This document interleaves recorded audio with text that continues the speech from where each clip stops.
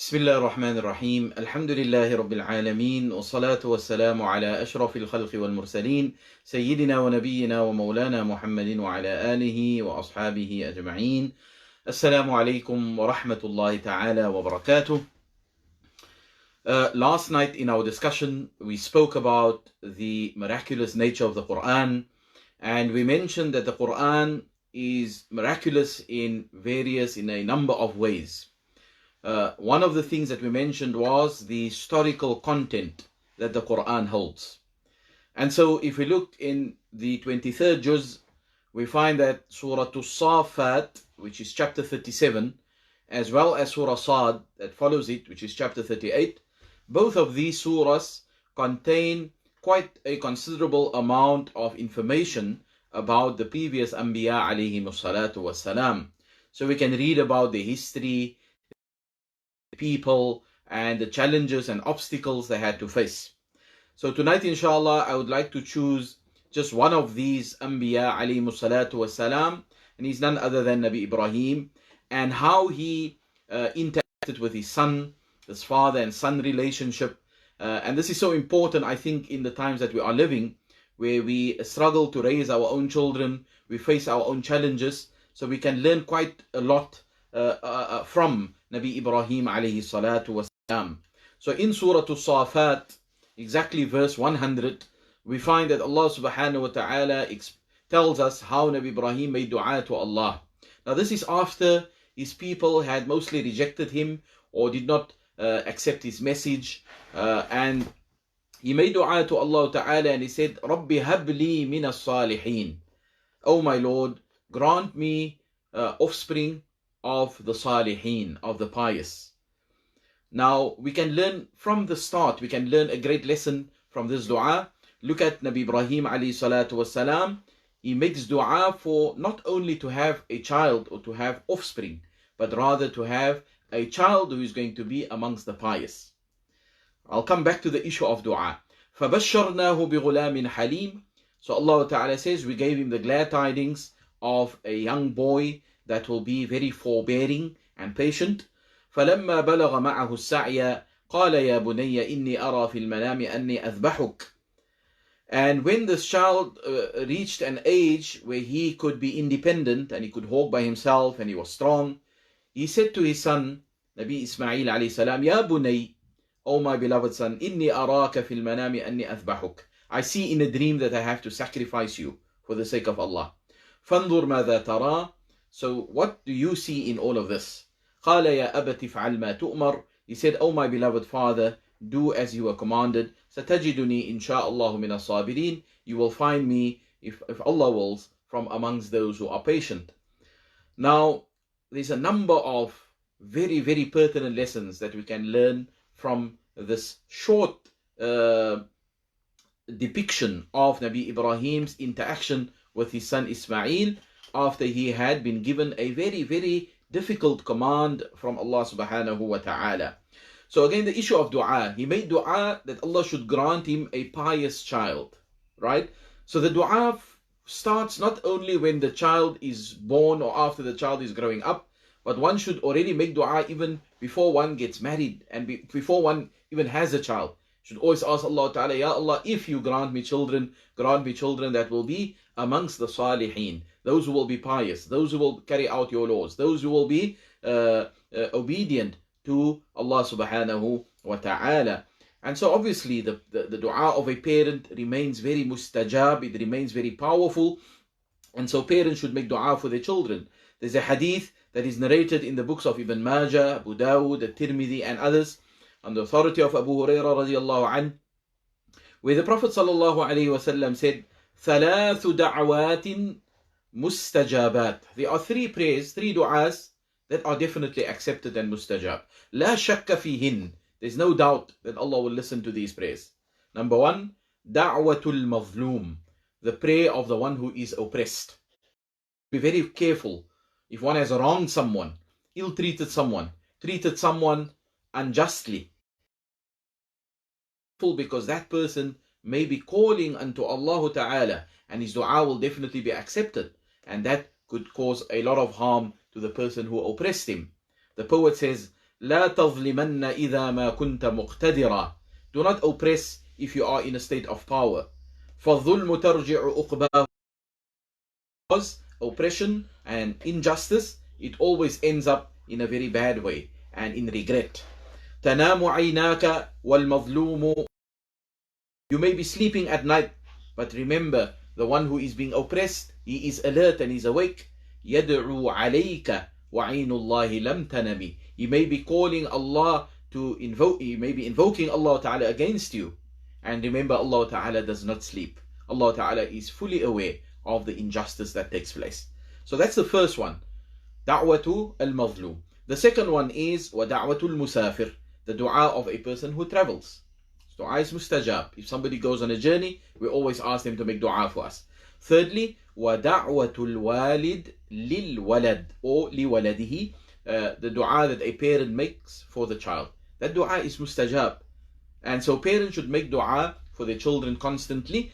And there is one riwayah of this hadith that is in the book of Imam al-Tirmidhi, rahimahullah, that actually says, وَدَعْوَةُ الْوَالِدِ عَلَى وَلَدِهِ. Even if a parent were to make dua against his own child, وَالْعِيَاذُ بِاللَّهِ, may Allah protect from that.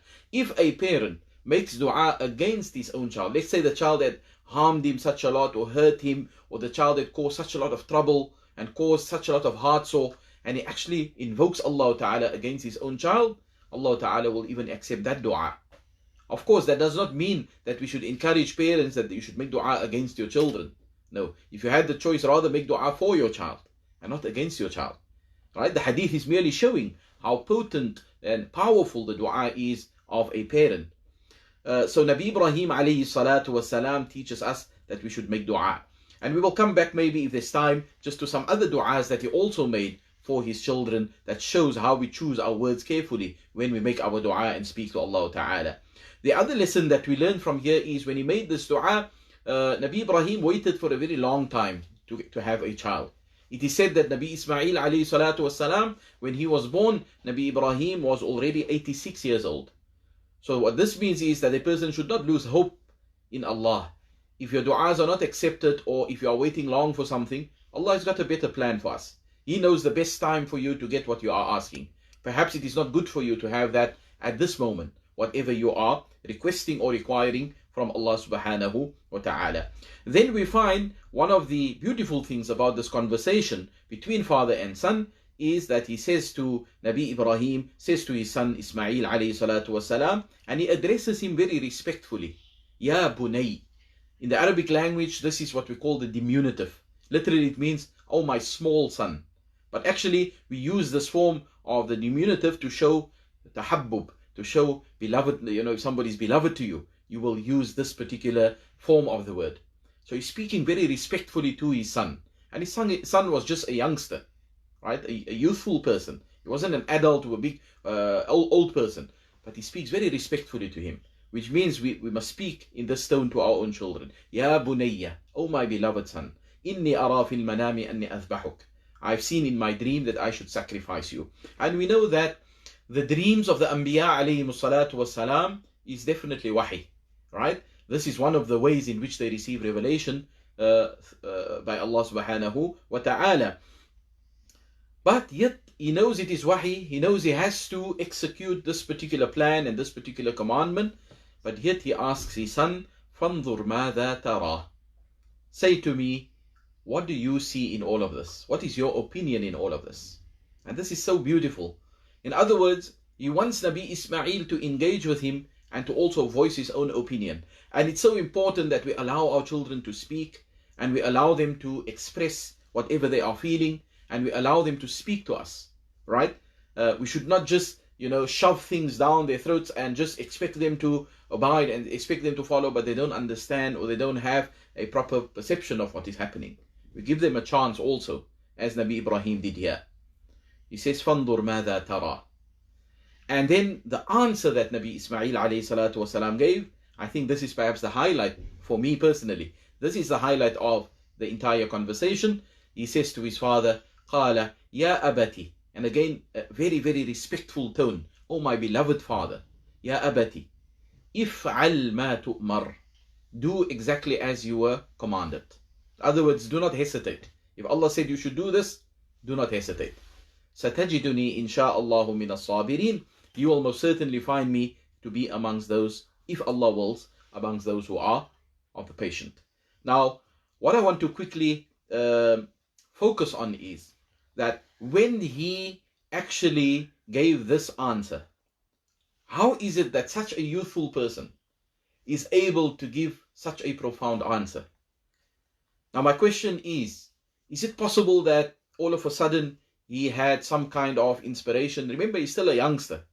He's not a Nabi yet. He will still become a Nabi later on, right? How is it that he gave such a profound answer? For me, I think that the only reason why this could have taken place is that his parents had played a very big role since the beginning. Remember, his father made dua already before he was born. رَبِّ هَبْ لِي مِنَ الصَّالِحِينَ. I believe that dua was accepted, right? Because the dua of a parent is mustajab. And then we also find some of the other du'as that Nabi Ibrahim made when he left his wife Hajar and Nabi Ismail in the barren city of Makkah, when there was no civilization, there was no vegetation, there was absolutely no people there. But Allah commanded him with that as well. He left them there and he made dua to Allah Ta'ala. And if we look at those du'as, and we can read those du'as again in Surah Ibrahim, which is in the 13th juz. He made dua to Allah Ta'ala and he said, رَبَّنَا إِنِّي أَسْكَنْتُ مِنْ ذُرِّيَّتِي بِوَادٍ غَيْرِ ذِي زَرْعٍ عِنْدَ بَيْتِكَ الْمُحَرَّمِ رَبَّنَا لِيُقِيمُوا الصَّلَاةِ. If you look at what is the type of words that he chose for his dua, what are the things that he asked Allah Ta'ala? Oh Allah, I am leaving my child and my family, I'm leaving them here in a barren city. مِنْ غَيْرِ ذِي زَرْعٍ, there's no vegetation. عِنْدَ بَيْتِكَ الْمُحَرَّمِ, next to your sacred house. And then he says, رَبَّنَا لِيُقِيمُوا الصَّلَاةِ. The first thing that he says is, oh Allah, make that my wife and my child and my offspring and my family that will come from this, let them all be amongst those who establish the salah, who establish the connection between themselves and between the Creator subhanahu wa ta'ala. Look at the profoundness of this kind of dua. I believe it is that dua and that kind of teaching and that kind of values that was instilled into Nabi Ismail from a very, very small and young age that had allowed him to give such a beautiful answer when his father asked him about the sacrifice that was about to take place. Not forgetting his mother. Of course, the mother is the first teacher of the child. As the poet says, Al-Ummu Madrasatun, right? The is the mother is the first teacher of the child, right? And so Sayyidatina Hajar, she obviously had also played a very pivotal role in the rearing and the upbringing of Nabi Ismail alayhi salatu wasalam. And this we can find in one of the narrations that relate to us how she reacted when Nabi Ibrahim alayhi salatu wasalam informed her that he was going to leave them there in the desert, right? With no one, and it was just something that had to be done. That he walked away and he did not want to look at them because he thought if he's going to look at them, he may feel sorry for them. And if he's going to feel sorry for them, he may not carry out the command of Allah Ta'ala because of the compassion in his heart for his family. So he walked away and she called him, but he walked on. He did not look around. And she called him, he did not look around. Right? Until she said, and this hadith is a lengthy narration in Sahih al-Bukhari that we can read up on that speaks about this whole incident. She then asked him, Allahu amaraka bihada? Is it Allah Ta'ala that commanded you to do this? At that point he turned around and he looked at her. Because now he understood that she also now knows what the reality is. He's not doing this out of his own, but he's doing this as an instruction coming from Allah subhanahu wa ta'ala. Allahu amaraka bihada? Is it Allah that commanded you with this? He says, Naam, indeed it is. She then says, and this is the beautiful part of it, she then says, إِذًا لَا يُضَيِّعُنَا أَبَدًا. If this is the case, then he will never forget us or neglect us, or he will never forsake us. Allah Ta'ala will never forsake us. Look at the tawakkul, the reliance that she had on Allah Subhanahu wa Ta'ala. Now if this is the mother that has these kinds of qualities, and if this is the father that made these kinds of du'as for the children, it is then also quite understandable how the child could have responded as Nabi Ismail had responded to his father at that time when he gave that particular instruction to his son to say that he must be sacrificed. So I guess that is the crux of the matter that I wanted to come to tonight, is that we have our own challenges with our children that we face, but remember, your du'as are mustajab. Remember that values need to be taught to children at a young age. Right? We cannot wait until they become teenagers and now we want to teach them and be strict on them and say make salah. The hadith says that you should teach your child to make salah at the age of 7. Should not wait should not wait longer than that, because at the young age a child should already realize what important issue salah is in their lives and how they need to connect to Allah subhanahu wa ta'ala. And of the other lessons that we've highlighted is the beautiful way in which we should interact with our children, how we should have conversation with them. We should allow them to express themselves. We should speak respectfully, and we should continue to pray for them. And if we do that and we follow these valuable teachings given to us by Nabi Ibrahim alayhi salatu wasalam, insha'Allah, hopefully our children will also be able to walk the path that Nabi Ismail walked and the obedience that he showed to his father and in turn to Allah subhanahu wa ta'ala. May Allah ta'ala protect us and our children and our families, and may Allah ta'ala always keep us all on the sirat al-mustaqim. Jazakumullahu khaira. Wassalamu alaikum wa rahmatullahi ta'ala wa barakatuh.